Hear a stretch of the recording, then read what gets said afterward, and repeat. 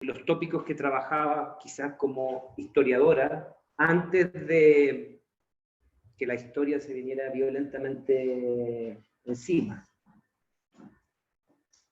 Bueno, primero agradezco enormemente la invitación, Pablo, a Elizabeth y al Instituto de Estética. Para mí estar en el Campus Oriente es un túnel del tiempo extraordinario.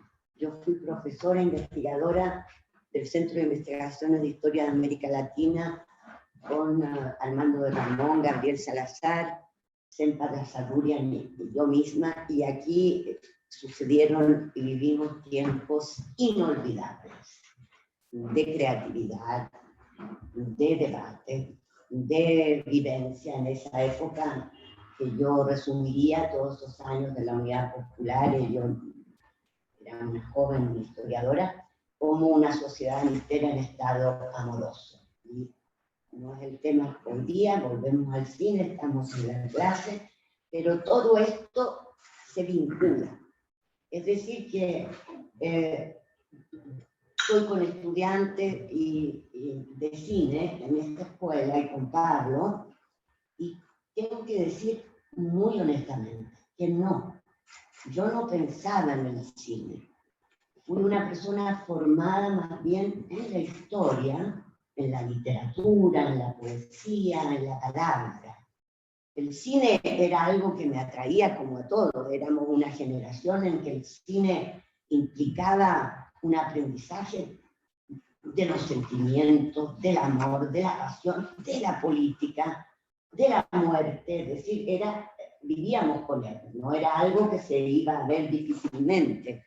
Era una experiencia que tenía tanta fuerza como agarrar un libro, una novela o etc.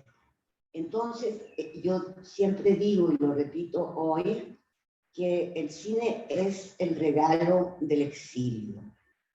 El exilio, que es un tema del cual no se habla en Chile, se supone que se acabó la prohibición de regresar y que a partir de ese momento no existió más. Lo que es no saber lo que significa esa experiencia. No le deseo a nadie, a ninguno de ustedes, que conozcan esa experiencia, porque es una experiencia terrible. Pero como dice el cineasta Ricky Kahn, no nos damos cuenta al inicio que cuando fuimos exiliados es para siempre, para siempre. Que el ir y volver es otra cosa, y que ese exilio es un tiempo en el cual yo otra vez no quiero hablar de los sufrimientos. Quiero decir hasta qué punto sobrevivir, atravesar la sideración, la pérdida de todo, de un país, de una lengua, de los amigos, del hombre que amaba, la muerte de mi hijo posteriormente. Una manera de ser, la historia, la investigación. Pues todo aquello, sí, es posible atravesarlo, porque hay encuentros decisivos, con el pensamiento de esos años en Francia, y leer a Deleuze y comprender que el tiempo no es pasado, presente, futuro, sino que es un devenir, y que hay que luchar con todas las fuerzas que podamos para que la nostalgia no te coma, ni te mate, etc. No hacer del pasado un monstruo, obsesión, sino una memoria viva, todo aquello.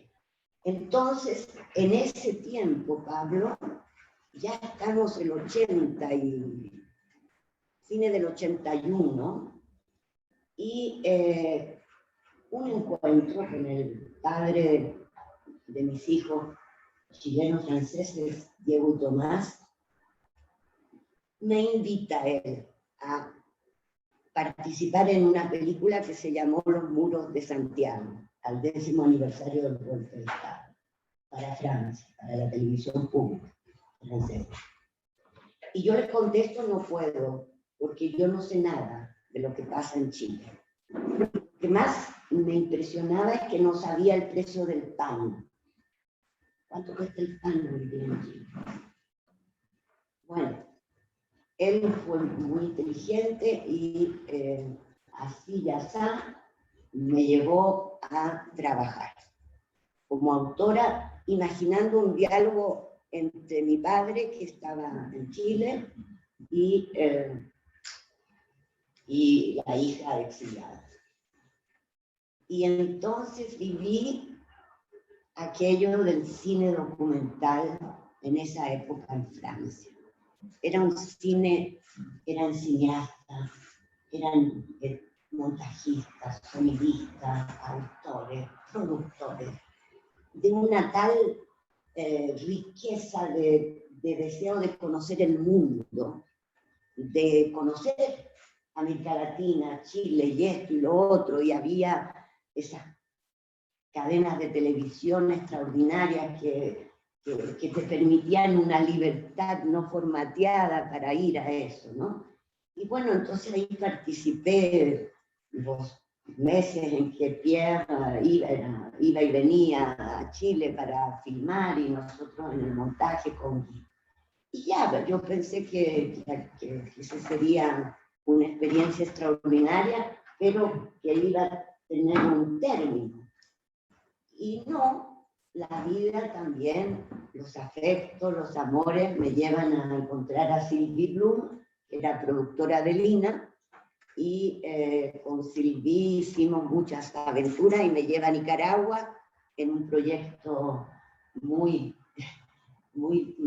típico del cine documental, porque no sé qué tú piensas, Pablo, pero partimos con una idea muy abstracta, ¿no? Que era revelar cómo se generaba una información sobre la guerra en Nicaragua, cómo se inventaba en los noticieros una imagen de una guerra que era invisible, que era la guerra, la contrarrevolución en ese momento. Entonces llegamos disfrazadas, periodistas francesas, bajo otros nombres, para deslizarnos y seguir a un corresponsal de la NBC en el hotel y todo. Bueno, nos fuimos metiendo en esa situación de ese momento, en ese país, y traten de despojar la mente de lo que viene de la historia. En cada cosa que yo he hecho trato de hacer ese ejercicio. Ese momento que se vivía ahí no puede ser invalidado por lo que sucede hoy.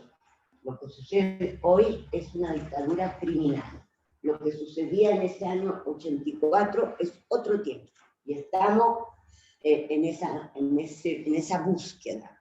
Bueno, el resultado final de aquello no tiene nada que ver con lo que nos habíamos propuesto.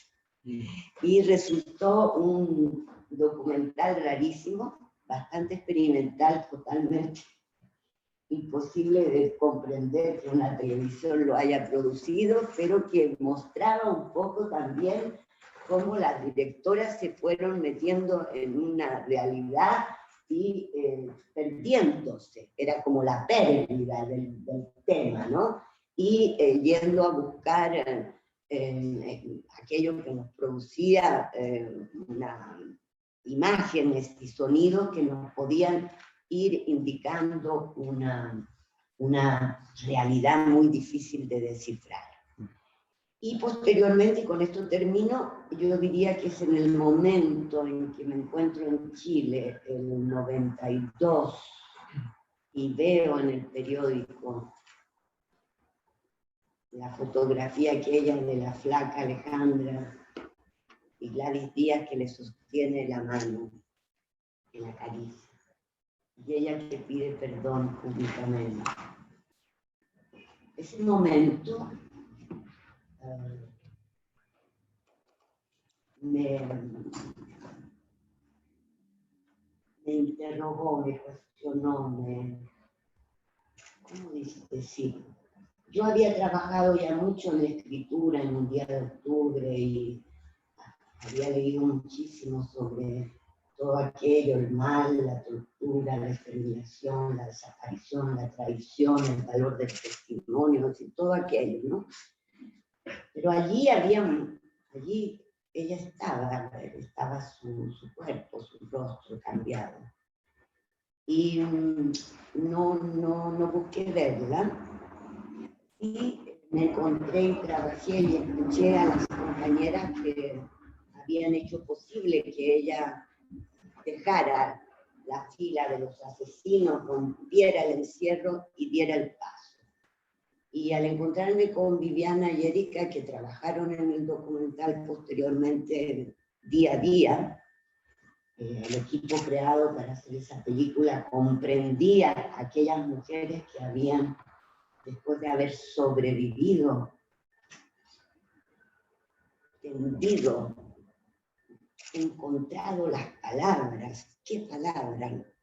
No sé. Pero son palabras que tienen que haber despertado en la flaca a la vez el horror de lo que ella hizo y la fraternidad. Yo pienso que ella recordó la fraternidad, sus compañeras, y dio el paso. Y regresé a Francia, yo había escrito el relato del día de octubre en Santiago, pensé escribir, y luego esto de la corporalidad, del cuerpo, de lo que la imagen podía aportarme como zonas que no se pueden decir y que uno puede imaginar, ver de otra manera. Entonces voy a decidir hacer una película. Y voy a invitar a Guy Rijard, con quien habíamos trabajado, él como montajista.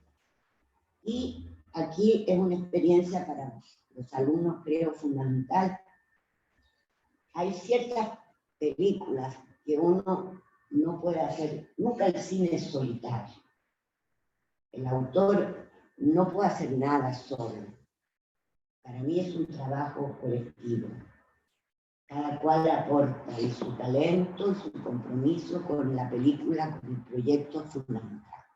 Yo no sé hacer nada y voy acompañada de mis cómplices, amigos con los que trabajo muchísimo antes de filmar con el director. Hay toda una reflexión anterior, una escritura, un trabajo gigantesco que hicimos para poder estar en situación de filmar aquello, ¿no? De filmar. Sin Guy Rijard, director de la película, esta película no existe en su forma, porque es él quien me convence que tengo que estar en la imagen.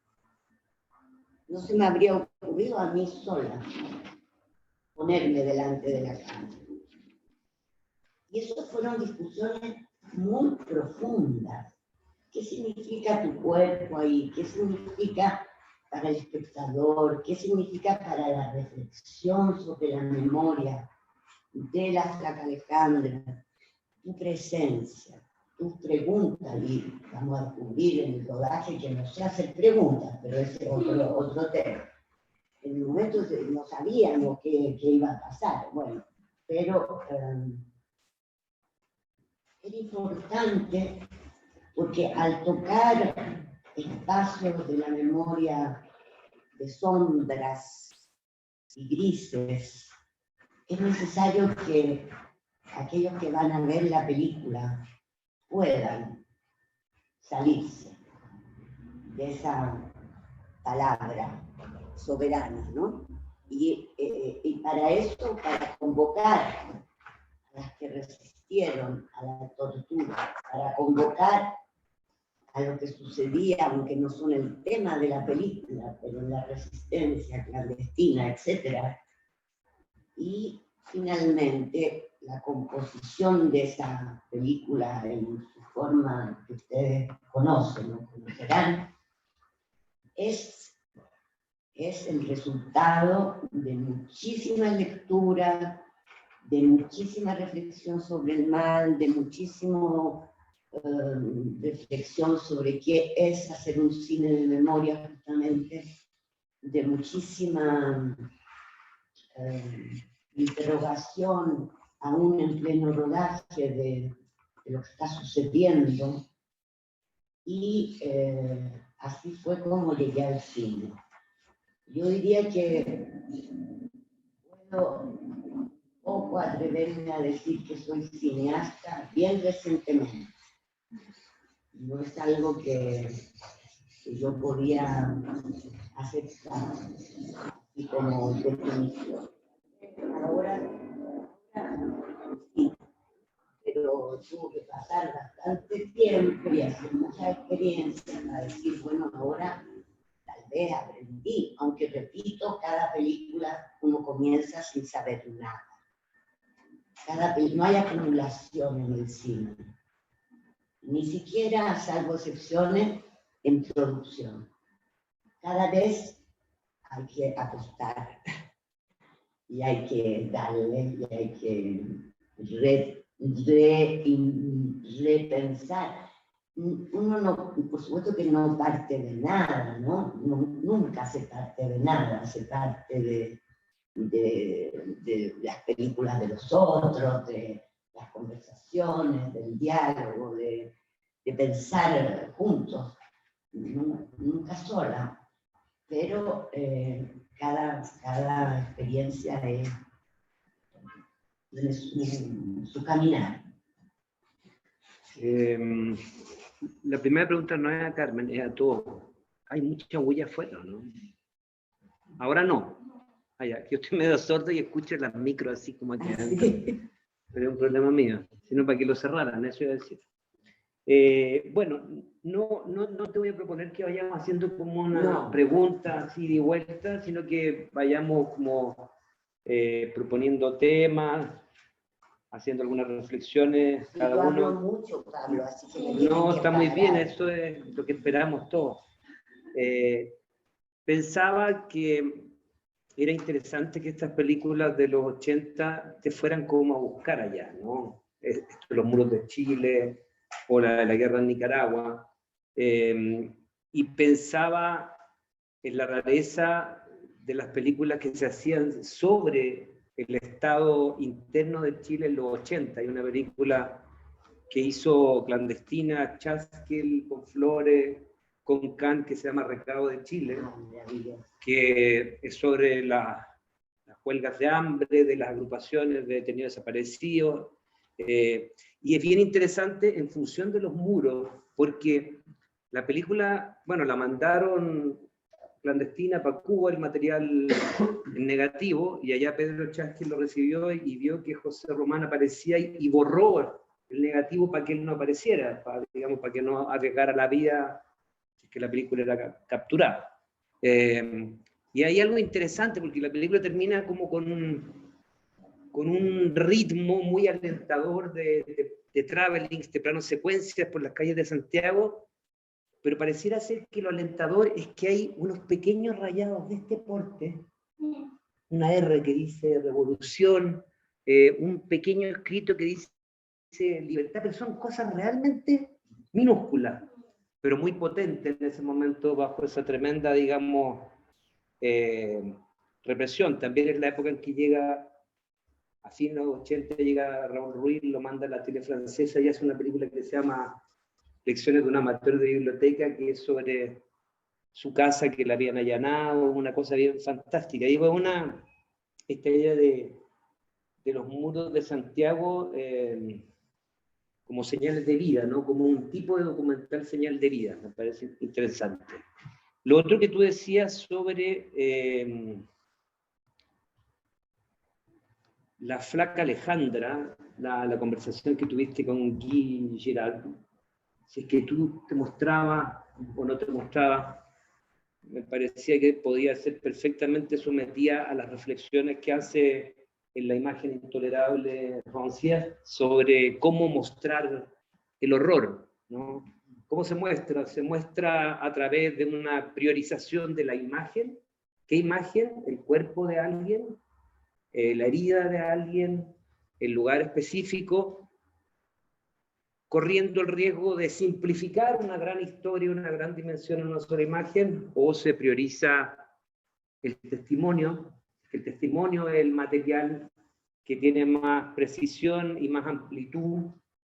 Creo que vendría perfecto, no lo ocupa a Shoah de Lanzmann, pero me parece que lo podríamos estudiar perfectamente con tu película. Y antes de proponer que veamos un fragmento de La Flaca Alejandra, porque un curso de teoría del cine sin ver películas es No. impresentable, aunque a mí me pasa siempre, hablo mucho también y no muestro nada. Quería contarte lo siguiente. Terminamos con un grupo de compañeras, de colegas, investigadoras.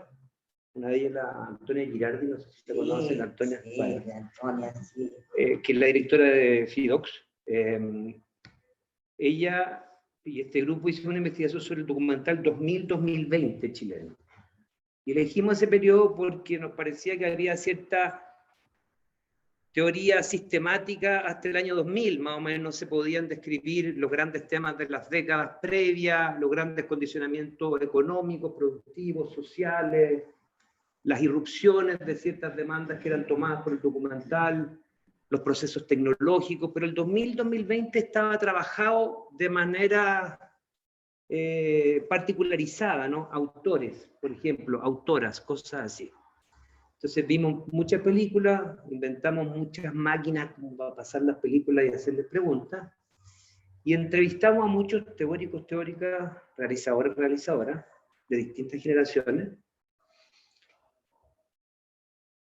para ver si les parecía consistente la investigación, las hipótesis, los mecanismos. Y una pregunta, si no fue una pregunta, ellos hablaron más allá de lo que se les preguntaba, por supuesto, y todos tendieron a establecer que en el 2000-2020 no había nada realmente nuevo. En el sentido de lo nuevo como lo que irrumpe sin precedentes, ¿no? Sostenían que frente a los tópicos, por ejemplo, de los documentales performativos, donde se actúan situaciones, había documentales en la década del 80, 90, que habían adelantado eso. Por ejemplo, el Charles Bronson chileno de Carlos Flores, ¿no? O Pepe Donoso de Carlos Flores. Frente a películas que adoptaban ciertos usos del archivo en términos políticos, una bajada subjetiva. Alguien decía que la película de Patricio Guzmán, La memoria obstinada, anticipaba lo que él mismo haría hasta hace unos meses, ¿no? Con su última película. Y fíjate que una película que fue siempre nombrada como una película que adelantaba el abordaje de lo político en una dialéctica entre la historia y la subjetividad fue La Flaca Alejandra. Fue muy referida, porque además planteaba algo que quizás lo podemos conversar a la vuelta de ver el fragmento, un programa de televisión, así como después de verla, que era que una película que antes del Mosito, por ejemplo, o antes de Aide y los peces voladores, o antes del Pacto de Adriana, nos ponía en crisis el esquema de la víctima-victimario. Es decir, ¿quién era el bueno, quién era el malo? Si es que esas figuras se podían mover un poco. Entonces, veamos un poco de La Flaca Alejandra, después pero para eso necesito que los asistentes me ayuden cerrando las ventanas, bajando las persianas, porque si no, no vamos a ver bien.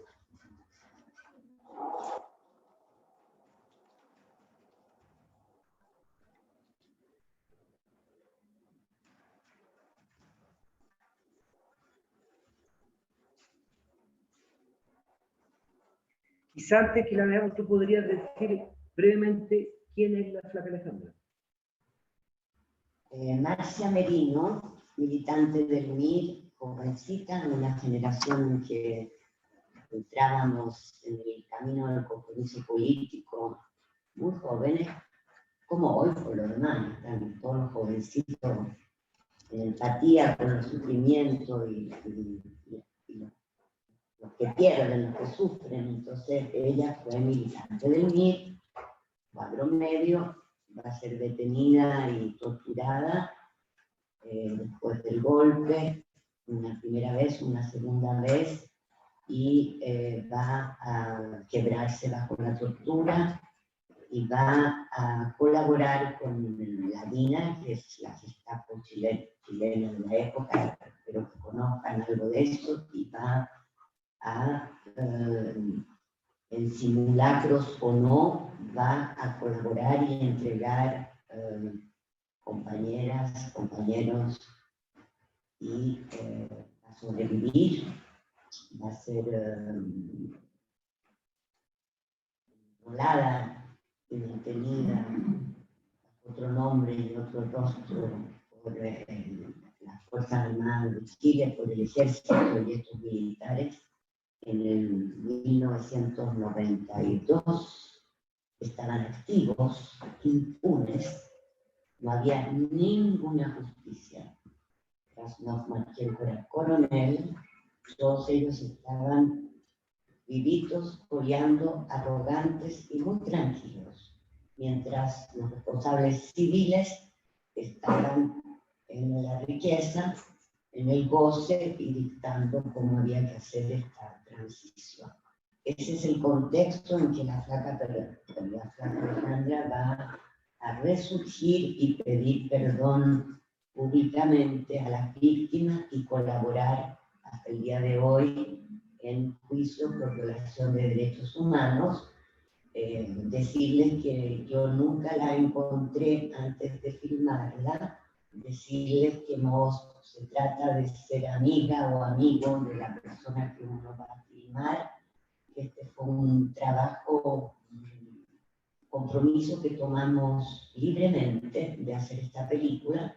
Ella lo aceptó en un pacto, pero un pacto no secreto, un pacto abierto para llegar a aproximarnos al misterio de lo que allí puede haber sucedido. Bien. Violeta, una pregunta. Dice, apreté compartir, ¿estará bien? Sí, está bien. Ah, ya. Perdón el lado doméstico, pero ya.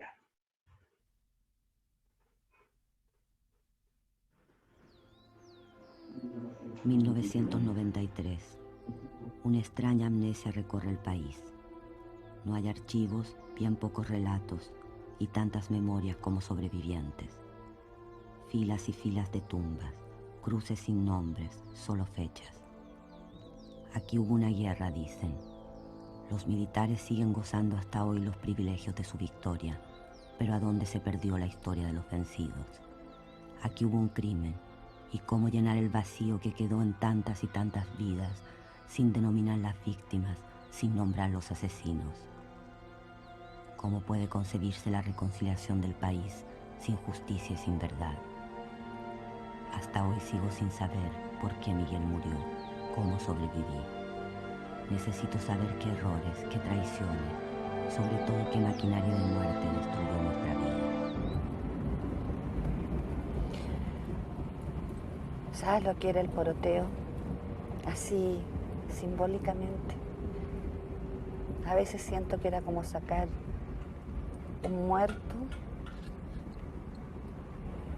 de un lugar oscuro, espantoso, sacarlo al mundo exterior, donde había sol, donde la gente seguía viviendo, indiferente a la tortura, al horror que todos estábamos viviendo, a atrapar a otro vivo para llevarlo a la muerte.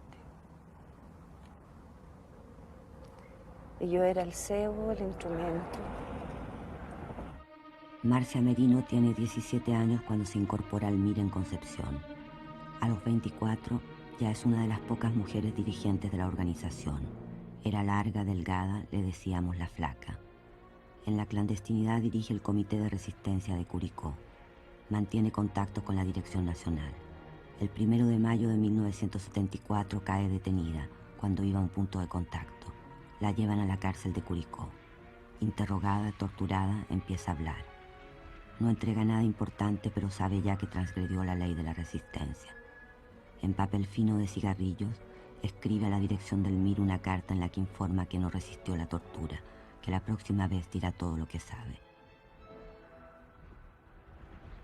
3 meses sin interrogatorios.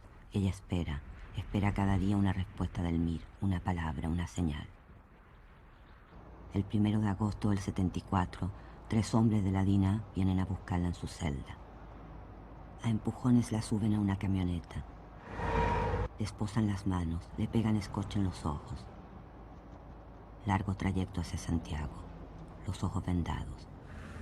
La camioneta se para en pleno campo, la venda resbala. Marcia ve las estrellas, piensa que es el fin, que van a matarla.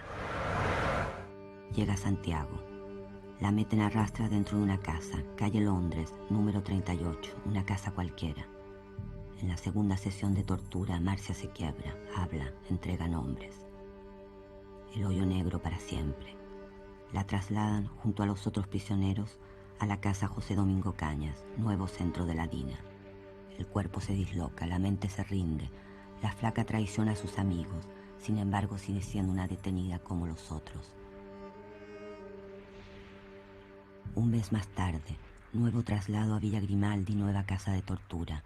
Allí comparte un cuartito con las otras 2 colaboradoras, Luz y Carola. Ahí tiene una cama, sábanas ásperas, una vez al día una ducha y sobre todo las píldoras de Mogadón mañana y noche que nunca le faltarán.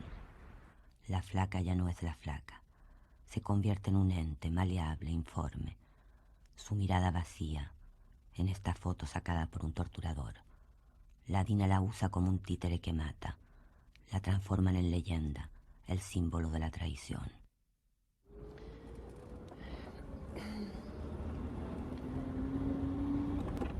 Cuando me sacaban a porotear siempre era en el día.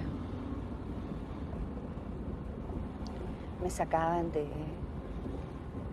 los recintos donde estaba detenida. Me ponían scotch. Siempre nos sacaban así. Ponían scotch en los ojos, encima unos lentes de sol para disimular. Después de cierta cantidad de cuadras, me lo sacaban. Y nos dirigíamos a algún lugar de Santiago. Pero no era recorrer y recorrer buscando, sino que era más bien un recorrido seguro.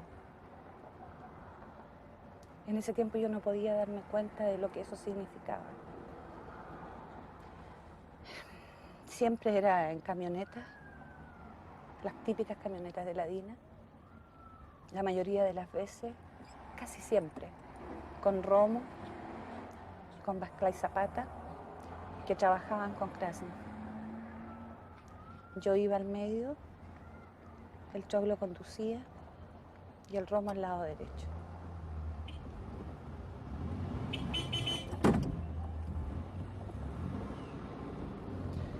En el trayecto siempre Romo hablaba procacidades, vulgaridades.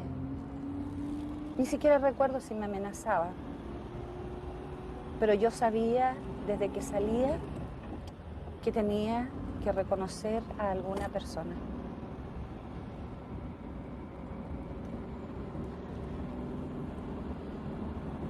Cuando llegábamos a un lugar, de repente había una persona, un militante del MIR, caminando o parado.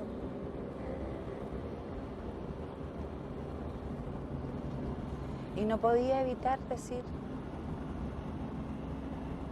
que él era un militante del MIR y su nombre político sí lo sabía. Y en ese momento lo detenían.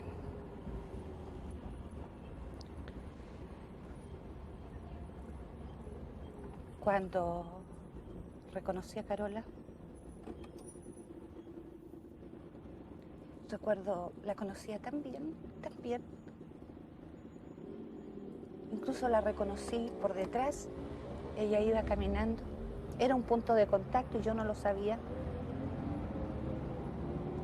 con pantalones, pata de elefante, con sueco, una blusa hindú y su pelo tan típico.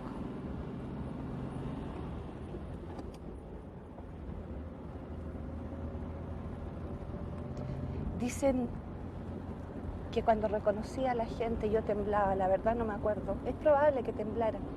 Siempre en manos de la Dina temblé. Lo único que sé es que de una u otra forma reconocía. Con palabras o con gestos, no sé, pero reconocía. Y eran detenidos. ¿Pueden prender la luz allá, por favor? Sí.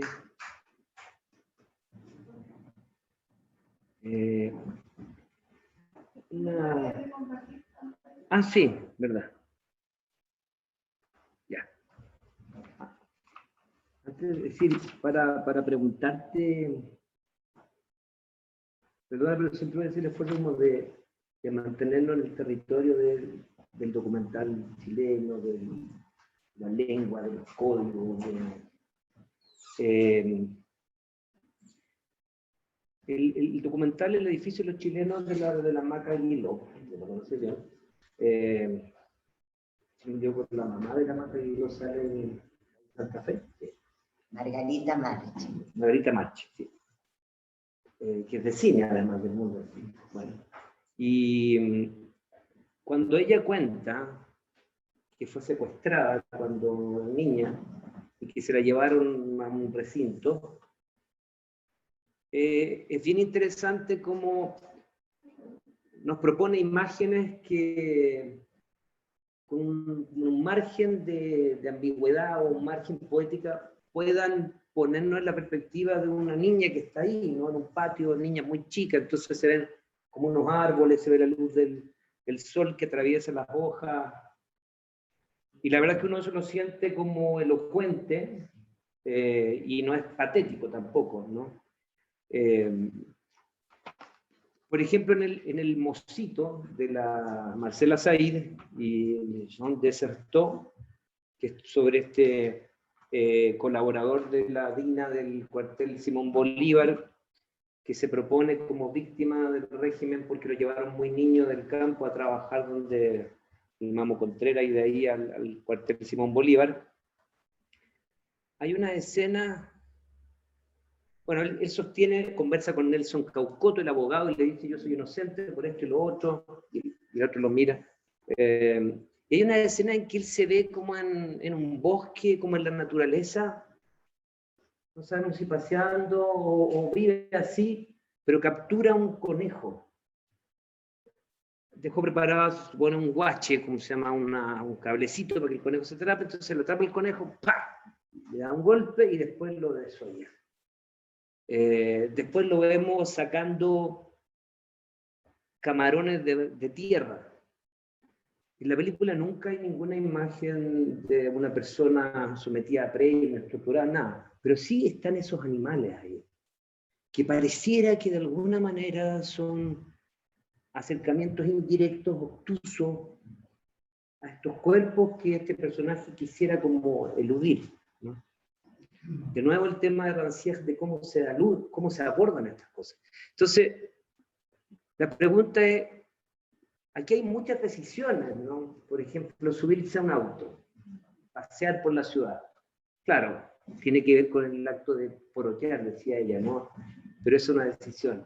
Hay fragmentos de películas que quizás están hechas en otro formato, que es cuando describen que la llevaron a Londres, después la llevaron a... No, eso es Super 8 filmado con nosotros. No, pero me refiero a cambio de formato del que ocupan ustedes, porque esto es digital. Sí, estamos jugando los dos. Claro. Entonces, durante el rodaje. Eso, la idea es que cómo surgen esas ocurrencias. Si es que hay un debate sobre eso. Sí, decíamos en un inicio que esta es una película muy trabajada. cuando decidimos que el Super 8 va a ser un soporte de aceleración de la narración, porque no se trata de hacer una película biográfica sobre la flaca Alejandra. Se trata de definir muy claramente qué momento no tratamos la colaboración. Todo no está tratado. Es el quiebre.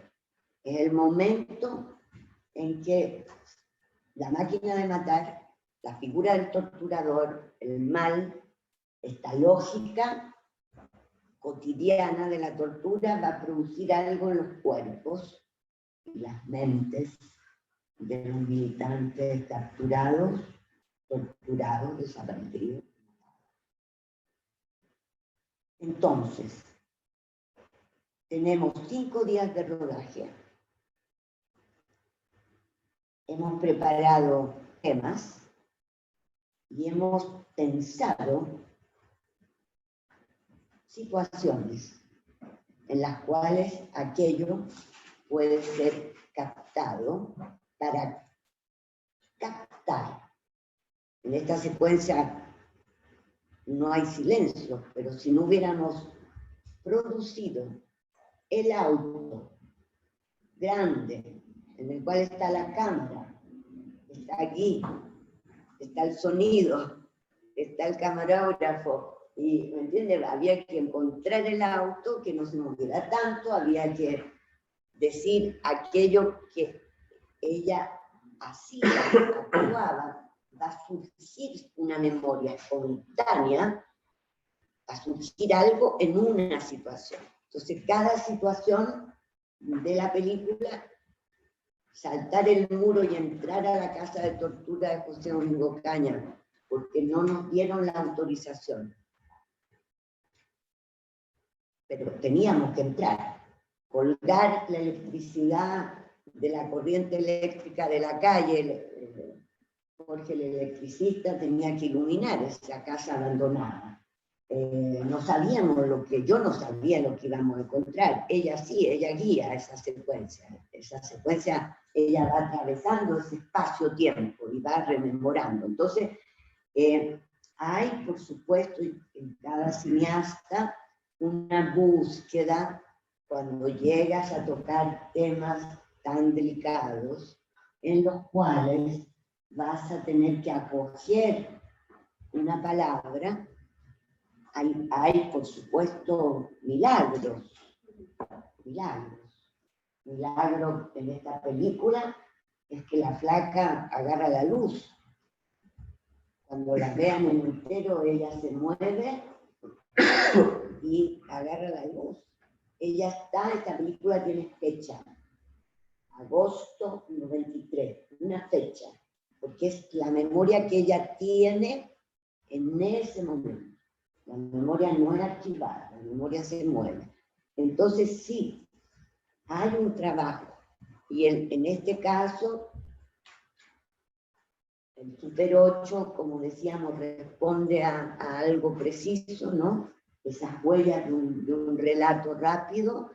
La cámara es pneumatic, no estamos ni siquiera en el... Es magnético. No estamos en el digital, son cámaras pesadas. Sí. El director de fotografía, un genio, viene del 16 milímetros y usa la cámara de manera tal que no importa el soporte, porque él está trabajando las luces y los movimientos como... Maurice no hablaba español, pero él se deslizaba como un gato y habíamos trabajado todo antes. Entonces, así cada una de las secuencias con ella están, sí, pensadas para recoger el testimonio, producir la palabra, el recuerdo, hacerlo más. Podríamos ver un fragmento de Calle Santa Fe, ¿te parece? Sí. Y yo para... Porque mi plan era que viéramos, la flaca Alejandra un poquito de la Calle Santa Fe y un poquito del país de mi padre. Porque el papá de Carmen es un personaje que nos concierne a todos porque fue rector de la Católica. Fue el único rector elegido por revolucionó la universidad, Sí. la transformó en lo que Y un gran arquitecto. una enorme universidad. Sí. Entonces, y además interesante por las filiaciones políticas de la familia, quizás ver el comienzo, no sé. Entonces, antes de ver eso, quería comentar algo que a mí me parece que tus películas también pueden proponer como debates orgánicos, que son los debates sobre las figuras de la memoria en el documental chileno.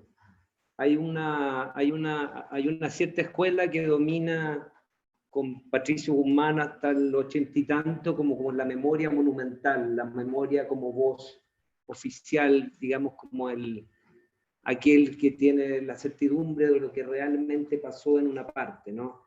Y esa figura se empieza a quebrar de los 90 en adelante, y más bien empieza la memoria a encarnar en personas, tal como tú dices, se vuelve episódica, incluso adopta esa figura que es una figura que propone Platón, ¿no? La memoria esa que surge del cuerpo, la retentiva, la memoria del olor, la memoria del tacto, y que parece en algún momento frente a algunos cines chilenos mucho más sugerente que la memoria institucionalizada. Pienso en las películas de la Maite Alberdi, que tienen mucho de eso, de memoria sensorial.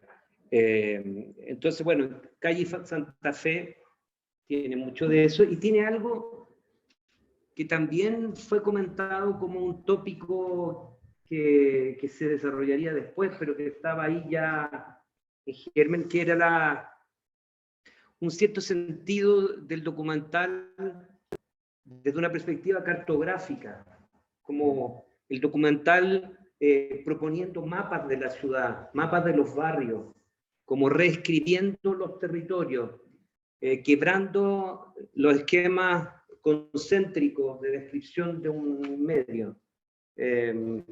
Y hablaban de Calle Santa Fe también. Así que vamos a Calle Santa Fe.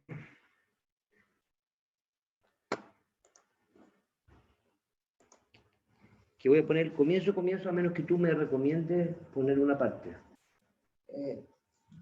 No, ¿No? no en este momento. Ya. Entonces le damos nomás. Voy a prender el aire acondicionado. Y usted allá me ayudan a apagar la luz. Por favor. Ah, verdad. Ah, no, ahí viene. Pero en silencio. Sí.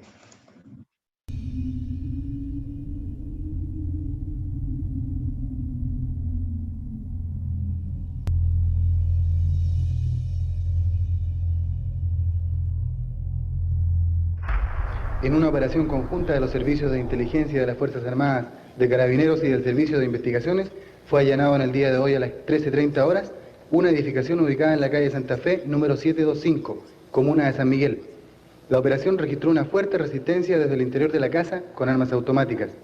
A las 15:30 horas, las fuerzas pudieron ingresar al lugar, encontrando el cuerpo sin vida del dirigente mirista Miguel Enríquez y con heridas de gravedad a Carmen Castillo Echeverría, la que fue trasladada a un hospital de la capital donde quedó internada.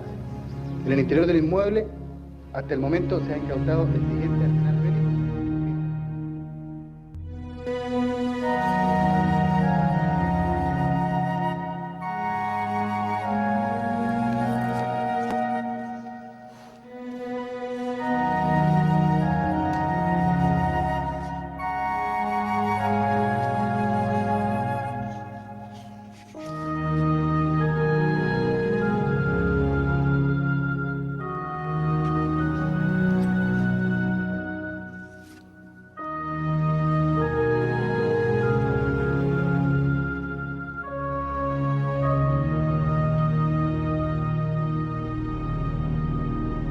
No me hace falta recordar la belleza de su rostro el día de su muerte.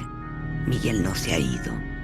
Soy yo quien me he convertido en otra, una extraña en esta historia. Y sin embargo, 10 meses de vida en la casa de la calle Santa Fe y todo lo que uno puede esperar a lo largo de una vida, ahí lo viví. Quizás era eso la felicidad, cada minuto vivido como si fuera el último. La amenaza, el miedo se quedaban afuera. Después de atravesar la puerta recobrábamos el aliento. El espacio de la casa se llena de música, tangos, Beethoven, Citarrosa, de olores de cocina y de juegos infantiles. Miguel trabaja, escribe a mano, yo tecleo. Se voltea, habla a toda velocidad. Cae la noche, le lee cuentos a nuestras niñas, risas y bailes. El tiempo está ahí, no transcurre. Solo tuve que acostumbrarme a la ausencia, al vacío, para osar un día acercarme a la casa. Esa casa incrustada en mí desde ese sábado 5 de octubre de 1974. Sí, todo empezó en esa casa. El rompimiento con mi país, el desgarramiento de una familia, las andanzas. Es Silvia, cuyo compañero fue asesinado por la dictadura, la que me lleva. Recorremos la calle por la vereda norte. ¿Tendrá algún sentido esto para otra persona que no sea yo?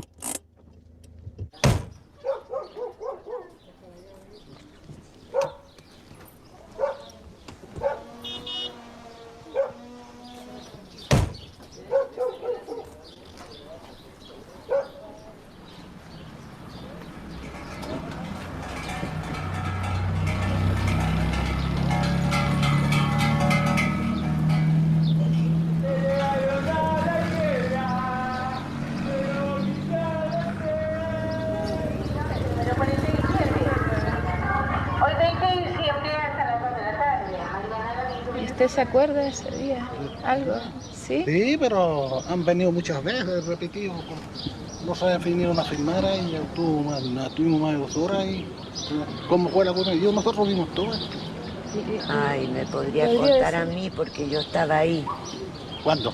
Pero si ella es la señora de Miguel, La que se fue a para... Francia. ¿Cómo se llama la señora que iba a comprar allá en la esquina? ¿Usted? Sí. ¿Se acuerda Se de mi re- señor usted? Pase para acá. Voy a pasar. No, porque yo no he vuelto, pero... ¿Usted estaba esperando familia cuando...? Sí, ¿Ah? sí. Estaba esperando un bebé. y andaba con una carterita medida.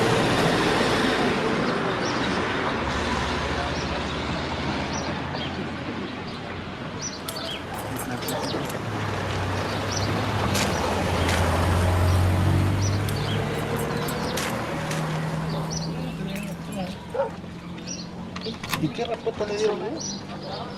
No dan respuesta a nadie, ni a nosotros que somos vecinos. Es la señora, ¿te acordáis de ella cuando estaba? ¿Cómo es la que vivía aquí con el señor Enrique? Ay, sí me acuerdo. Sí me acuerdo. Señora Carmen. Sí. Hola, ¿cómo está? Qué gusto verla, mire, tantos años. Tantos años que han pasado y estamos aquí viéndonos de nuevo otra vez. La señora Eliana González vive en el número 727. Bien, ¿pueden prender la luz, please?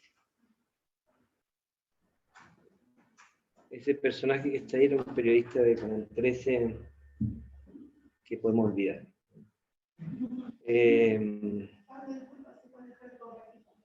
Ya, sí.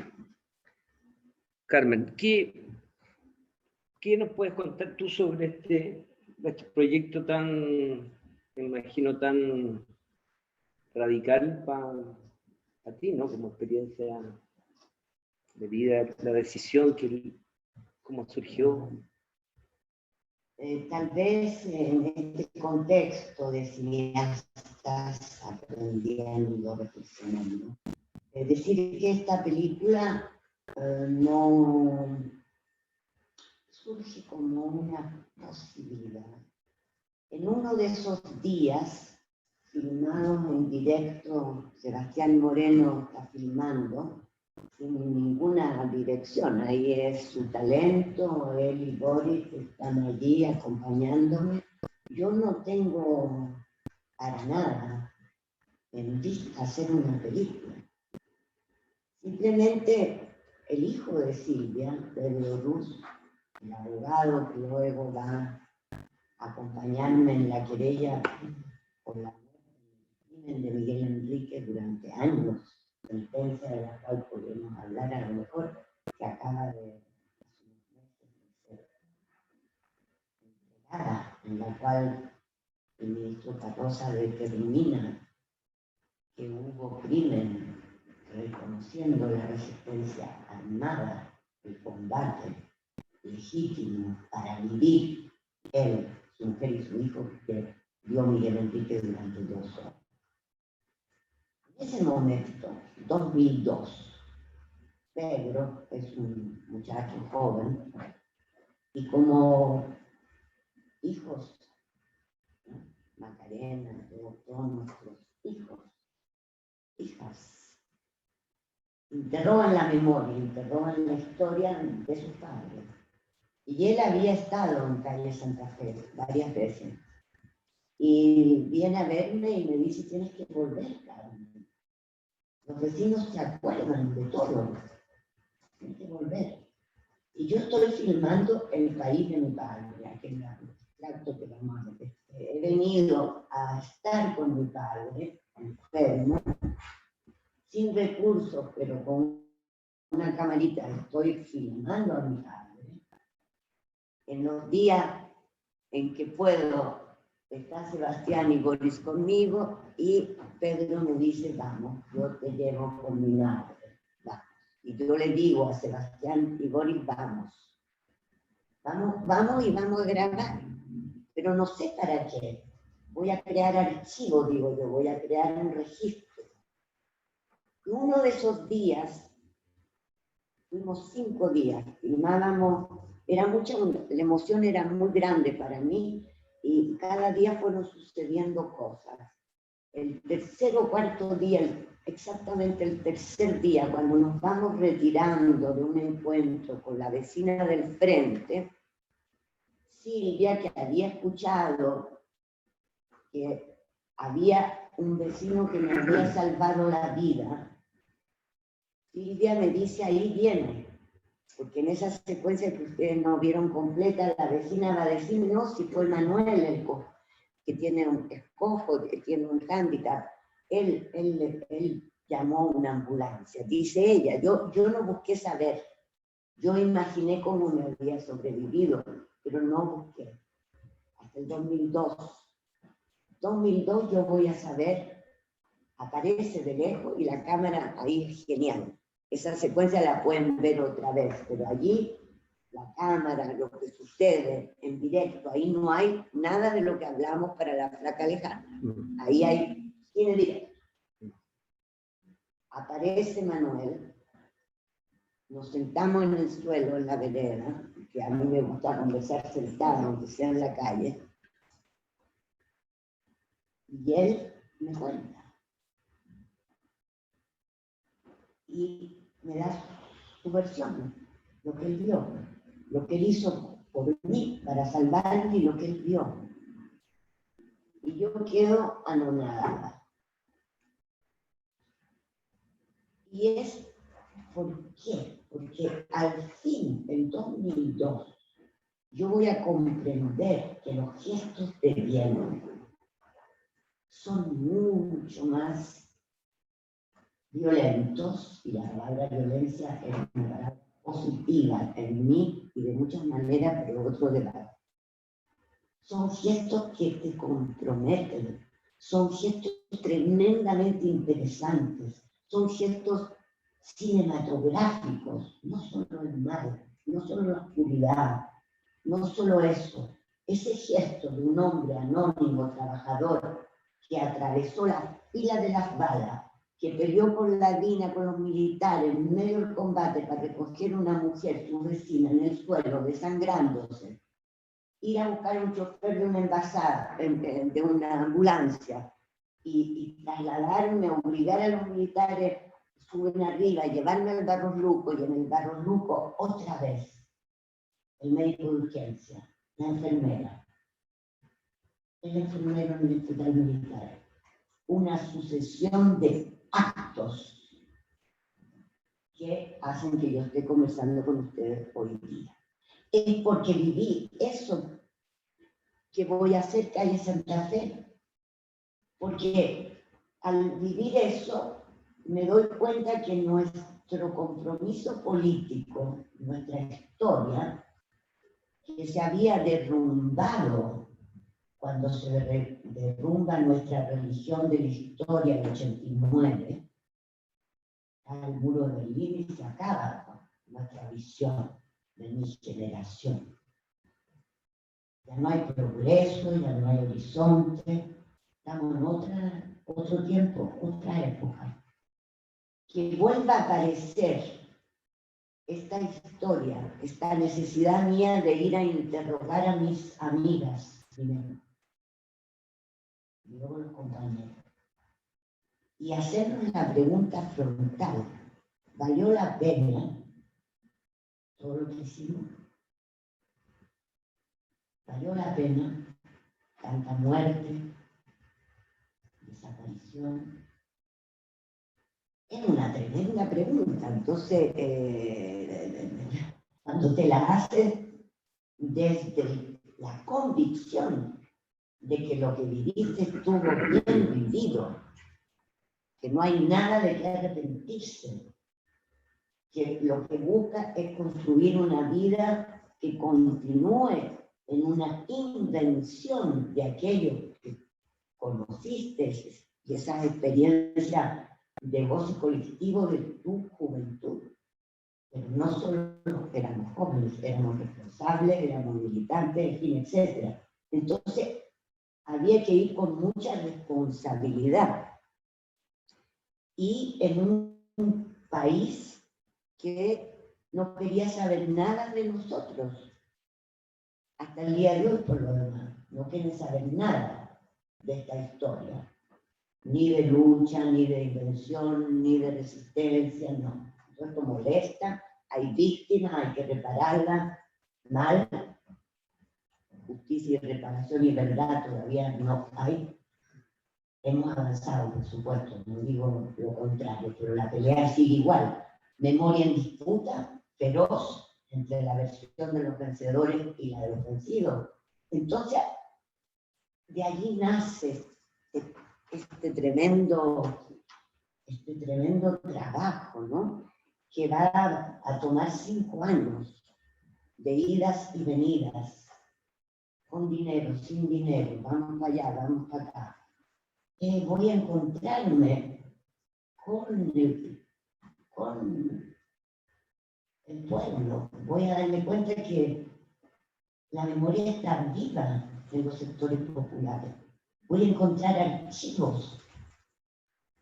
En la población La Victoria voy a encontrar ese magnífico documental hecho por una congregación de Nueva La Habana, con el que termino la película, donde aparece en todo su esplendor lo que era la militancia de esos años, que nos veíamos a nosotros mismos.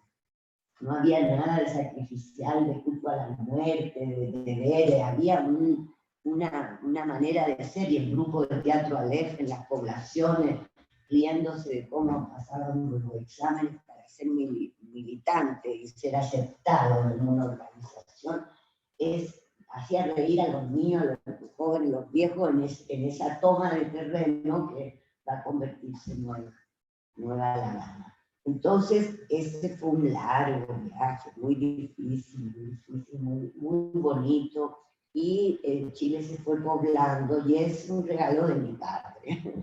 Esa película la hicimos así, mucho tiempo de montaje, con el apoyo de Lima, juntando dinero por aquí y por allá, y estábamos solitas en una sala de montaje por allá, lejos de París, en la banlieue, con Eva, la montajista, y resulta que siempre montábamos y no cabían en los discos duros más de 1 hora y media. Entonces, la película, que al comienzo no sabíamos, tenía 2 partes.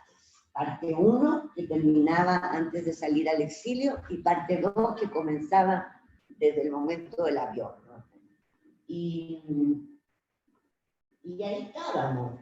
No sabíamos, los productores que me acompañan de siempre, que son artísticamente extraordinarios, vinieron a ver y dijeron, bueno, estamos bien jodidos porque es larga esta película. no la podemos cortar. Entonces, ¿qué vamos a hacer? Bueno, habrá que hacer con eso así. Y resulta que el productor se la envió al Festival de Cannes, a Thierry Fremont, quien la seleccionó, ¿no? En abril, y me llamó a Chile y me dijo, sí, la película no la habíamos, estaba terminada, pero estaba ahí. Y yo le digo, Thierry, bueno, vuelvo para terminar una mezcla. En esa época, desgraciadamente, el festival exigía una copia de 35, lo que era una locura, porque no había dinero para nada en esta película. Pero bueno, él me dice, y eso es lo que quiero hablar con ustedes, él me dice, no se puede hoy difundir en el cine ni en ningún lado películas que tengan dos partes. No hay posibilidad, porque el fondo del aire rojo, ¿no? Maravilloso película de Chris Marker, es en dos partes. Y uno iba al cine, tomaba un cafecito, iba al baño, etcétera, y después volvías a la sala y veías la segunda parte. Y nosotros habíamos imaginado 1h30 y 1h20, y había una película en dos partes. Así que la vimos por primera vez de seguido, 2h40 en el cine, en el festival. Y ahí salimos diciendo, bueno, ¿qué podemos cortar? Porque, bueno, y haciendo un esfuerzo enorme podíamos cortar 7 minutos. Entonces era mucho dinero. Entonces se quedó en esta duración. Y luego por ahí circula una versión corta de 1h40, que fue la que la televisión francesa pagó, y caro, porque hasta ese momento en el cine no había ni cómo ganar un salario. Todo había estado puesto en esto, lo otro. Entonces así hicimos una versión para televisión, pero que no tiene, yo creo, la dimensión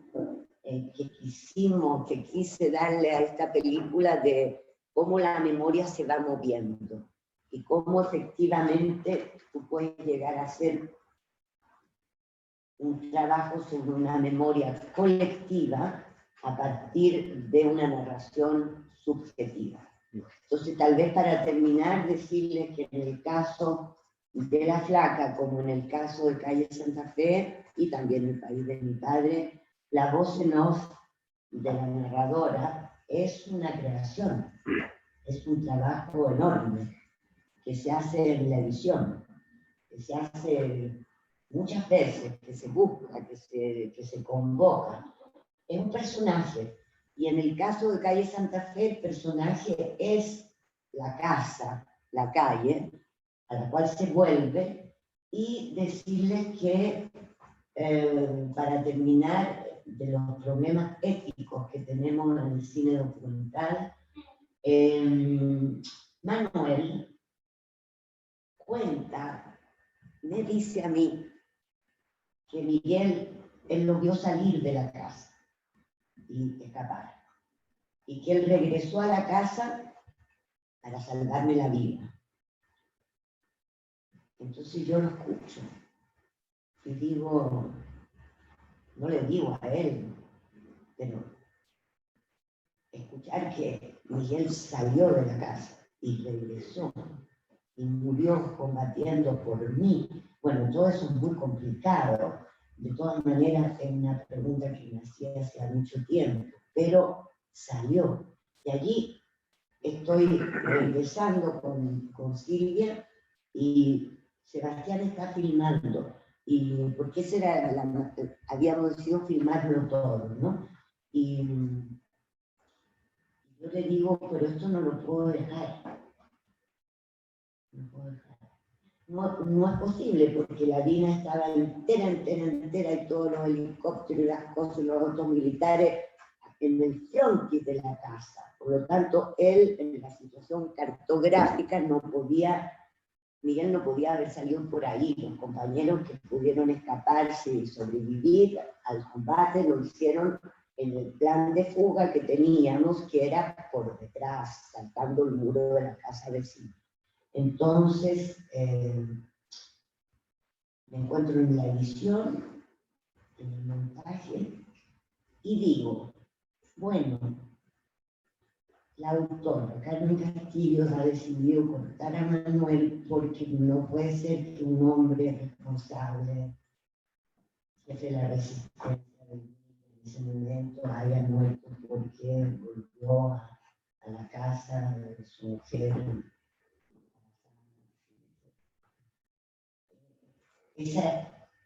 Esos restos de una ideología, ¿no? De un tiempo pasado. Y ahí digo, bueno, pero si yo lo que quería es que los vecinos encarnaran al pueblo. Los vecinos sufrieron igual que yo. El choque que tuvieron con el asalto,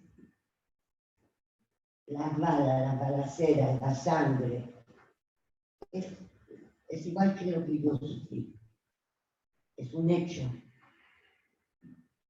que ha producido hasta el día en que yo filmo una memoria. No lo puedo cortar. ¿En nombre de qué lo voy a cortar? Es como que yo lo censurara. Entonces lo dejé. Y claro, no es el hecho histórico, pero es la leyenda que nace de un acontecimiento, que es popular y que es lo que se contará en 100 años.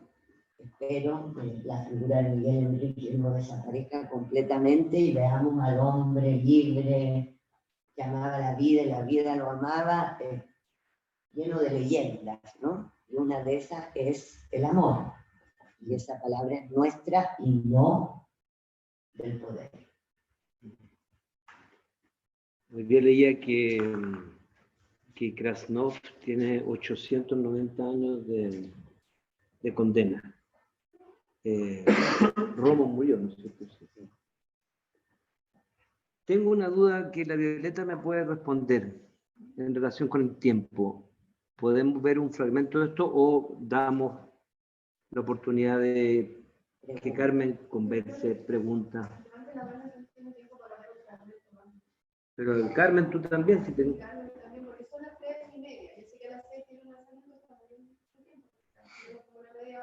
Sí. No, yo estoy bien, pero es por ustedes, ¿no? Si entonces, quieren hacer preguntas. ¿Qué tú pensabas mostrarles del país de mi padre? Con tu madre, una conversación con tu mamá. Ah, sí, eso es divertido. ¿Quieren verlo? Ya. ¿Por Lucas? No. Ya, a ver, ¿dónde está?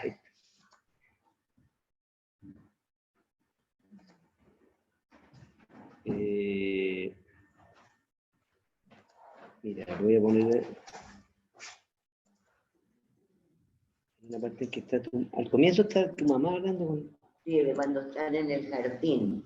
Están hablando y como que... Sí, parece que dijeron... Eso es divertido. Sí. El comienzo de la vuelta a Chile. Vamos con eso. Bueno. Ya. Necesito ayuda con la luz, de nuevo. Sí, querida, gracias. Hay que prender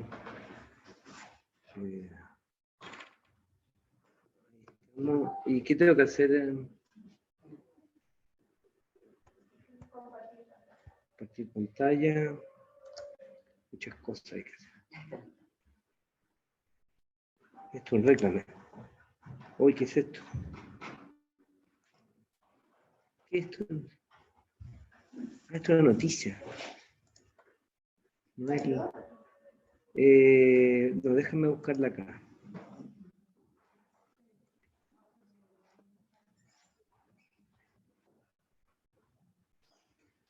No sé en qué minuto está eso divertido en que aparece mi mamá. Escuche, yo lo vi, pero no tomé el tiempo. Está como más atrás. Veamos por lo menos el comienzo. Bueno, los comienzos son siempre iguales los comienzos, ¿eh? Hay una repetición, siempre hablo de lo mismo, ¿no? Pero se supone que en los comienzos está todo cifrado. Dicen. El país de mi padre. Acá está, estamos en Cine Chile. Esto debería ser.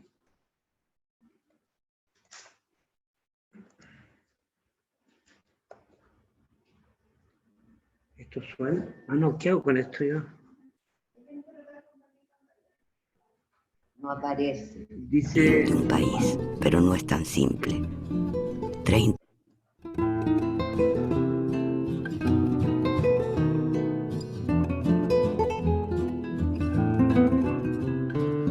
Me gustaría ser parte de una familia, de un país, pero no es tan simple. 30 años ya han pasado desde que fui expulsada de Chile. El paso del tiempo ha hecho del exilio algo irremediable y de la tierra que se extiende entre la cordillera y el mar un abismo. Sobre tu cuerpo nevado duermen recuerdos, desfilan años. Sobre tu cuerpo nevado duermen recuerdos, desfilan años. Sin embargo, retomo el camino en sentido inverso. El deseo de estar junto a mi padre, de verlo vivir, de escucharlo contar su vida, más fuerte que todo, me permitirá tal vez volver a ser el eslabón de una cadena, incluso rota. No hay nada más injusto que el exilio. No hay nada más criminal que realmente separar a las familias, echar de su tierra, de sus raíces a los seres humanos. Y eso, los chilenos quizás, aún los que tenían los ojos cerrados, los que no veían o no querían ver lo que estaba sucediendo, en este momento lo han entendido, lo han comprendido. Su hija me contaba que había conversado y ella tiene la esperanza de alguna manera de volver, de conseguirlo de alguna forma. Yo creo que va a regresar también, ¿eh? Sería muy injusto que no lo hiciera, ¿eh? Desde ese retorno he vuelto varias veces a Santiago. Cada regreso una historia aparte. Dama larga de montaña herida, te amo de haber. Sin embargo, cada vez la quinta, el lugar de la infancia, me acoge al llegar. ¿Pueden prender la luz?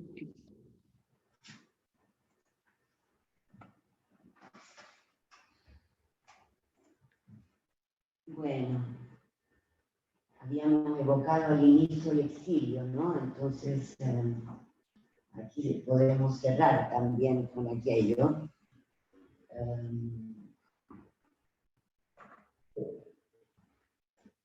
Una pregunta. Cuando tu mamá dice Mónica Echeverría, una gran actriz, gran actriz, hasta el último momento, que el exilio es algo criminal y cruel porque separa a la familia. En el documental hay harto sobre el debate interno de la familia, las posturas políticas, Sí. y es algo que se valora, ¿no? Sí. Que parece que la familia lo valora, ¿no? Lo respeta.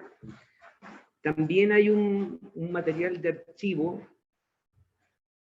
que no registré si es que ya lo había visto o no, pero que de alguna manera está repetido en la batalla de Chile, el golpe de Estado de Patricio Guzmán, cuando tu padre es rector de la Católica y le proponen que se incorpore al gobierno para mejorar las relaciones con la democracia cristiana y dar más estabilidad. Es decir, es interesante ese salto como de lo familiar a los roles históricos.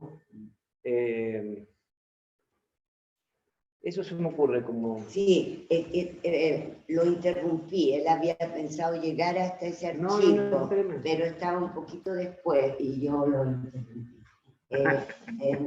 Efectivamente, es un momento, un minuto de Patricio Guzmán en la batalla de Chile, en el cual, en el contexto de aquel tiempo, no sé si estudian, leen sobre aquellos años de la Unidad Popular y al final del periodo, ¿no? Cuando ya la tensión y la estrategia del golpe de Estado están en marcha. Mi padre, que era un arquitecto, un artista bohemio, se va a encontrar, porque lo van a invitar a ser alcalde de La Reina, con el sufrimiento, los sin casa, la miseria. Y va a haber un vuelco en su vida. Luego lo van a llamar los estudiantes de la Universidad Católica en Toma, ocupando la Católica, pidiendo reformas, revolucionar. El mayo 68 de Chile es el 67 y comienza la Universidad Católica. Esa toma, que va a poner el cartel El Mercurio miente hasta el día de hoy, esa toma sigue vigente. Podríamos poner ahí la prensa oficial miente. Yo en todo caso lo pondría, pero no todos ustedes, pero yo sí, porque he estudiado eso profundamente. Ese hombre entonces, arquitecto, artista,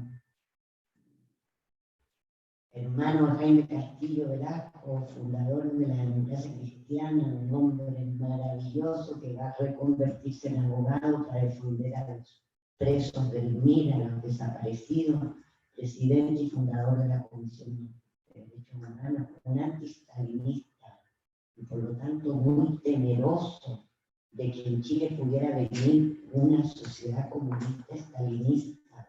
Pero Jaime tenía toda la ética del cristianismo. Jaime era un filósofo. Y este hermano chico, arquitecto, por ahí andaba, ¿no?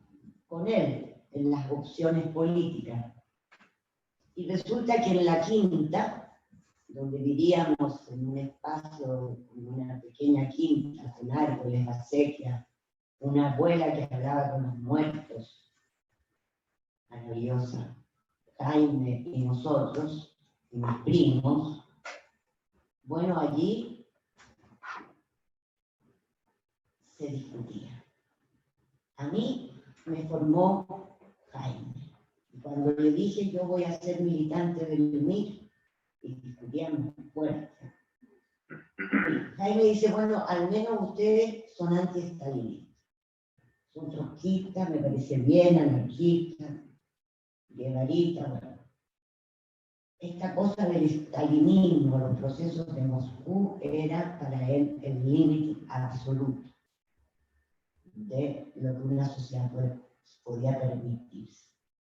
Pero hay que recordar que los años de Frey, había que volver a los años de Frey con la reforma agraria, con la teología de la liberación, con lo que era el debate filosófico, y hay que entonces entender a esa persona, Fernando Castillo Velasco, que siendo militante, entre comillas, de la democracia cristiana, va a asumir como prorector y luego ser elegido por la comunidad universitaria, sostenido por el cardenal Santa Enrique, y al llegar a esta universidad, que en esa época era pequeñita, va a invitar a todos los sectores políticos a la convivencia, al debate, y va a crear centros de investigación, centros de debate. El dúo va, como es arquitecto, va a ocuparse de recuperar lugares, de crear lugares, lanzar el hospital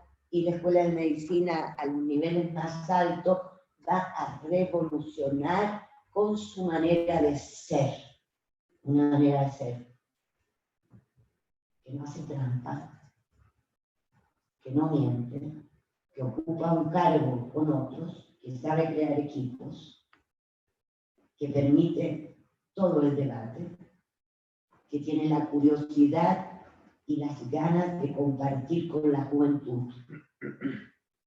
Son sus asesores, muy jóvenes.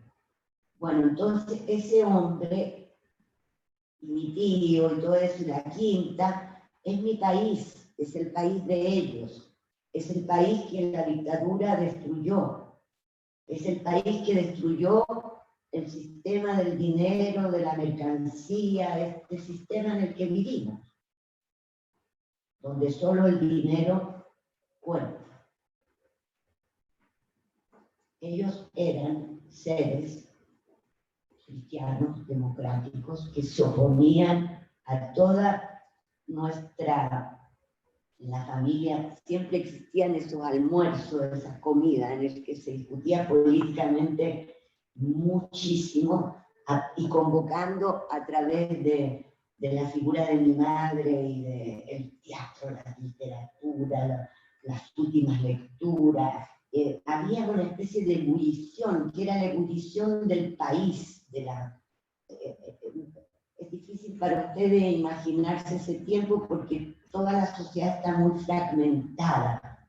En esos años, los académicos, los intelectuales, militaban, estaban en el espacio público, no había una disociación, no había esta cosa planetaria de que el mundo de los pensadores, de los intelectuales, está separado del devenir político, público, todo eso era en todos lados. Entonces los espacios vibraban de las luchas sociales, de los problemas de fondo, sobre qué modelo, qué reforma agraria, qué violencia. Era, bueno, una época que no es que esa época haya desaparecido por exceso de todo aquello. Eso desapareció porque vino una voluntad de este sistema planetario de que había que separar, destruir vínculos, destruir lazos, volver al individuo, y que el reino de una sociedad sin historia sería posible. Bueno, está bien demostrado que aquello no fue, era una utopía, era una religión y no era la realidad. Creo que ahora ya todos podemos constatar el mundo en el que vivimos. Fernando Castillo Velasco es otra época, otro tiempo, como lo es Allende, como lo soy yo, como lo es Miguel Enrique. Sí y no. Sí y no.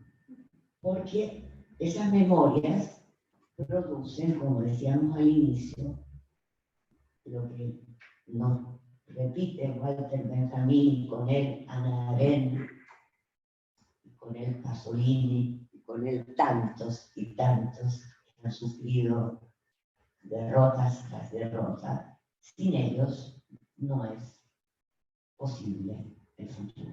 Entonces pensar, para mí, pensar con Fernando Castillo Velasco en la cabeza en 2002, cuando filmo esa película, me lleva a la calle Santa Fe y me permite hacer calle Santa Fe. ¿Ves? Ahí.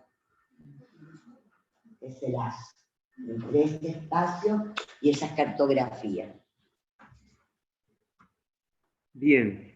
Violeta, tú manejas el tiempo para hacer preguntas, conversar. 10 minutos para hacer las 3 preguntas. ¿Quién levanta primero la mano? Tengo una pregunta. Estaba como por otros cursos leyendo igual sobre memoria y me quedó dando vuelta toda una cita de filósofo, no sé qué se llama, que habla acerca de que dice que la memoria y la imaginación comparten traen al presente lo ausente. Y mi pregunta va un poco tomando esa cita y enfocándola hacia la disputa de la memoria y los diferentes como discursos que se levantan bajo una misma visión. ¿Cómo crees tú que opera esa subjetividad de manera un poco conclusiva, como posterior a priori, en el sentido de generar un relato de algo que ya no está, de que eso es una construcción a fin de cuentas, pero es mi construcción? ¿Cómo eso se pone difícil con la otra construcción que se aplica? Muy interesante, porque siempre se entiende memoria como algo fijo, y como dice Chris Marker, no recordamos. La memoria es una construcción, una creación, como lo es la historia. Entonces la memoria es el reverso del olvido, dice. El olvido es el reverso de la memoria. Y esa memoria, nunca archivada, nunca definitiva, nunca se va siempre despertando a partir del presente. Entonces es una memoria la que convoca el cine, por ejemplo, la que yo quiero convocar es una memoria que surge de un presente, de un encuentro, de una necesidad que alumbra el cerebro de los vivos y que acompaña. ¿Acompaña qué? Acompaña la imaginación común, popular, que va a permitir dibujar un horizonte. Sin ello no hay, pero ahí están de acuerdo todos los filósofos. Sin esa impulsión, sin ese tiempo que es roto, quebrado, donde explota la línea, el tiempo lineal, pasado, presente, futuro, desaparece. Y se produce algo, y ese algo, yo pienso, por ejemplo, que lo que yo viví con la revuelta chilena es eso. Yo viví meses, semanas en Chile en que el tiempo lineal se interrumpió. Y al interrumpirse, ¿qué pasó? Apareció la historia, aparecieron los ángeles, aparecieron el humor, apareció una poética, apareció una comunidad de los sin comunidades. Entonces la memoria está siempre en disputa porque es el peor peligro pues, para poder vivir una sociedad común, de justicia, de igualdad. Es lo peor que le puede pasar al sistema económico, a la lógica de acumulación.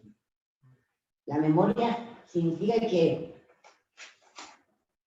tienes la conexión con tu abuelo, con lo que fue un país. A través de Raúl Ruiz tiene el campo, a través de Víctor Jara tiene las décimas, tiene el campo, tiene el amor. Entonces, se trata de romper eso a la escala de nuestras vidas. Que nos contentemos de vivir en el presente, el presente, el presente, el presente. Y cuando yo puse los pies en Chile, recuperé la nacionalidad chilena, porque ese viaje que hago el 87 es una pelea de mi padre. ¿Qué hizo mi padre políticamente el 87 cuando le diagnostican el cáncer? Se atrevió políticamente a apelar a todo Chile diciendo: yo tengo un cáncer, yo voy a morir, yo quiero ver a mi hija y a mi hijo. Y Pinochet tuvo que ceder. Y nos dieron una autorización de retorno de 15 días. Y aún tengo las lágrimas de lo que significó eso, ese momento.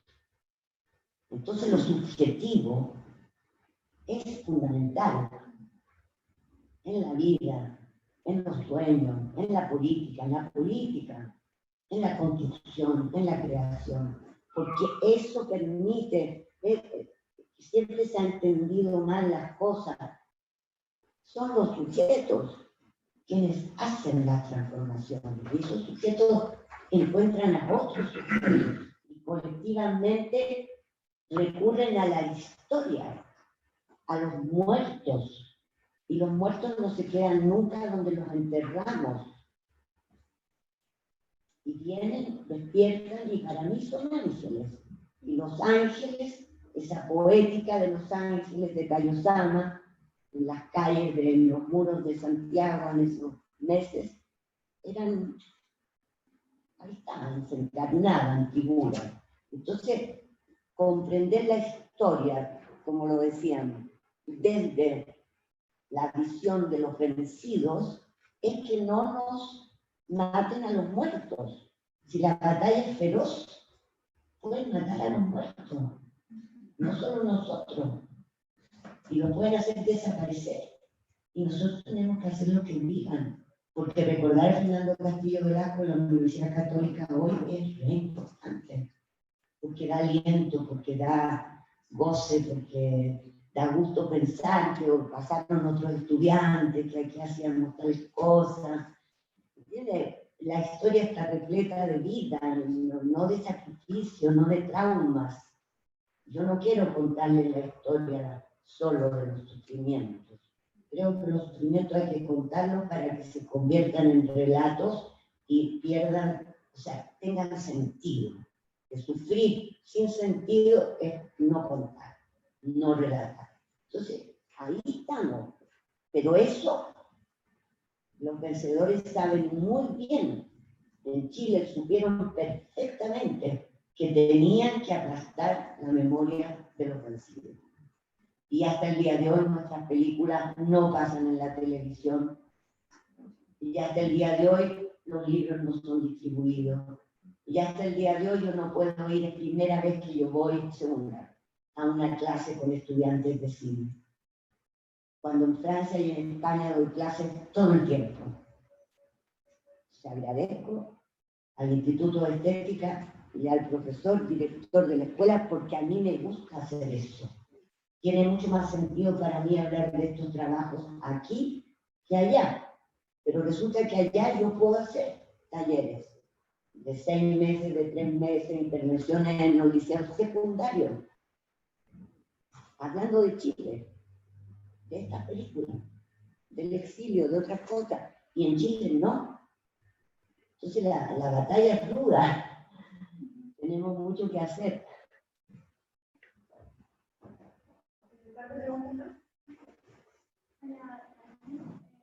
Primero, muchas gracias.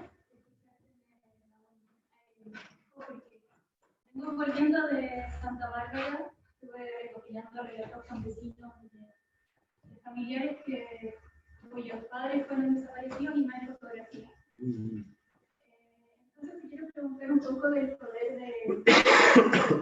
de la imagen al momento de recordar, porque lo que estoy tratando de hacer es un poco reconstruir estos rostros que no tienen imagen, y me pasa un poco escuchándote, que es lo que mismo me pasa escuchando los amigos, y es que hay cosas que trascienden a la imagen. Como la investigadora visual es como casi siempre, y uno llega y piensa en lo visual como lo más importante, pero al final nos termina siendo muy atractivo. ¿Cómo de repente deja de ser visual y empieza a ser más sensorial o más, como que la memoria tiene otra capa? Muy interesante tu pregunta, difícil de responder, no nos da para los 3 minutos. Digamos que en eso que dice Walter Benjamin, no recordar es desenterrar, es como el trabajo de arqueólogo. Y cuando no hay huella, dieta, también Chontala Kerman, hay tantos, ¿no? Vitipan, que han trabajado a partir de esto de que no hay huella, no hay trazo, no hay una imagen. Es un desafío gigantesco. Y Walter Benjamin dice, hay que ir desenterrar, desenterrar, desenterrar hasta que aparece la imagen. En eso estoy ahora, pero me gusta mucho. Creo que sí, que hay instrumentos diversos y que implican una responsabilidad muy grande. No quedó nada, no hay fotografía, no hay cuerpo. ¿Cómo hacemos frente a la ausencia? Como cineasta. Eso no hay una sola respuesta. Creo que no. Y actualmente yo apelo mucho al gesto artístico.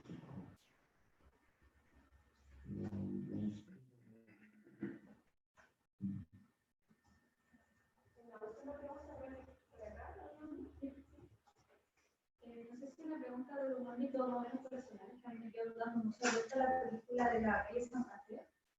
La verdad, muy emocionante. Y pese a que tiene una duración bastante extensa, pero me hizo muy corta, es con respecto a todas las personas que usted se encuentra ya volviendo a Chile, que eran sus compañeros militantes, y cómo fue para usted, y si se esperaba ver la posición que ellos tenían, que a mí se me hizo bastante firme e inquebrantable, pese a haber vivido torturas, también separaciones de sus familias, cosas tan duras, y que aún así tenían la fuerza de mantener el relato incluso una de mis escenas favoritas cuando están en la mesa y conversan que habían como matado a los mejores y que habían quedado ellos, que era como que se reían.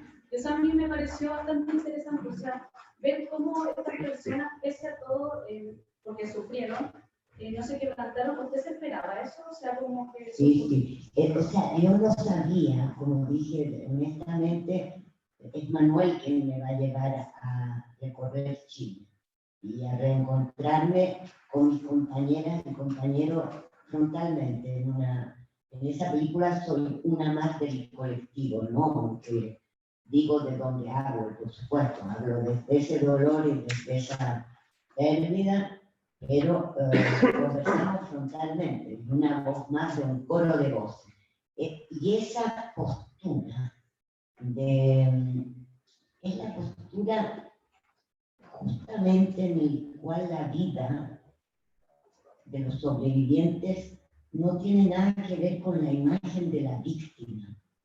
Es decir, no somos víctimas. Hubo que hablar de víctimas, ya hay víctimas inocentes, pero en el caso de aquellos que libremente dieron un paso después de la indignación ante la injusticia, de militar, una palabra que ustedes no usan más porque no sé por qué, pero en fin, no se entiende lo que quiere decir, de comprometerse políticamente con un proyecto y con un accionar y lo pasábamos muy bien. Era un tiempo, como les repito, muy irreverente, muy libre.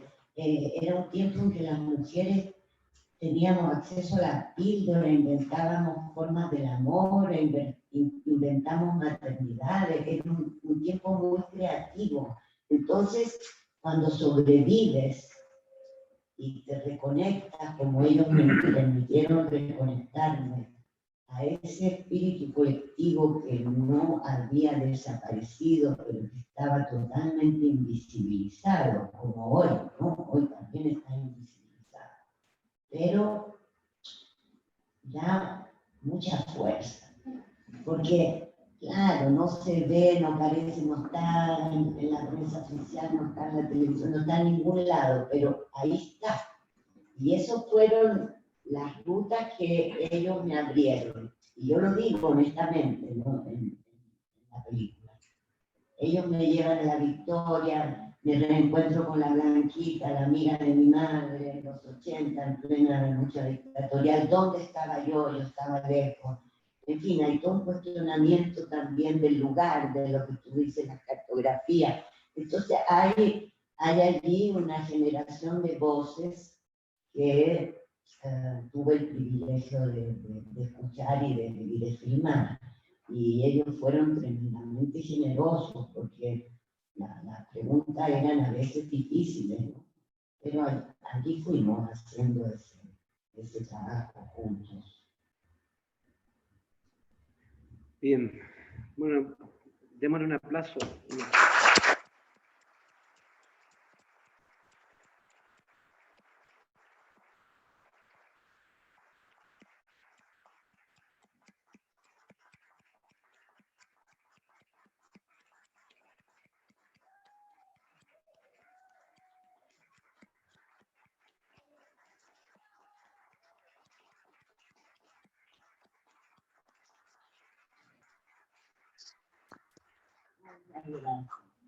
¿Están invitados a la actividad de cuándo?